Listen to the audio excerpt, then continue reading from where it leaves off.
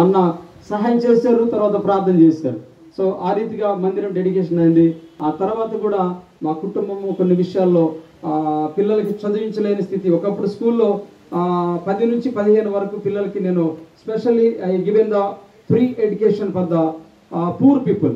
కానీ నా పిల్లల కాడికి వచ్చినప్పుడు చదివించుకోవడానికి కూడా సేవలోకి వచ్చినాక ఫైనాన్షియల్లీ నాకు అసలు సపోర్ట్ లేకుండా అయిపోయింది. కేవలం ప్రార్థన ద్వారా దేవుని యొక్క పరిచర్య ప్రాంతం నడుస్తుంది. తెలంగాణ ప్రాంతంలో పరిచర్య అంటే కొంచెం భయంకరంగా ఉంటుంది. అక్కడ ఆర్ఎస్ఎస్ కానీ చాలా వ్యతిరేకతలు ఉన్నాయి. కొంచెం మా మందిరం చుట్టూ కూడా మంత్రశక్తులే, అందరు ఎప్పుడు కూడా తెల్లవారు తిరుగుతూనే ఉంటారు మంత్రాలు చేసుకుంటా. కానీ మరి దేవునిచ్చిన మహా కృప, ఆ ధైర్యాన్ని బట్టి ఆ ప్రాంతంలో దేవుడు నిలబెట్టి వాడుకుంటూ ఉన్నాడు. మొదటిగా మీకు సహాయం చేసినారు ప్రభువా, ఇదిగోనైనా కీప్యాడ్ ఫోన్ ద్వారా అది ఒకటిగా మొదలవి ముగ్గురుగా కలిసి 4గా అట్లా ప్రభువా, ఇదిగోనైనా ఈ గ్రామం నుంచి మీరు తీసుకొచ్చారు.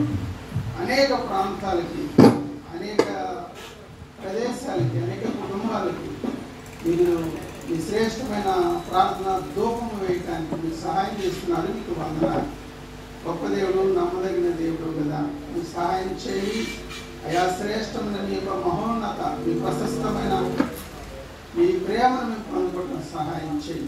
ఈ జరుగుతున్న ఈ కార్యక్రమాన్ని బట్టి మీకు స్తుతులు తెలియజేస్తా ఉన్నాం. ప్రభువా, మీ కార్యం జరిగించండి. ప్రభువా, కృప చూపించండి నాయన. ప్రతి విషయంలో మీరు తోడు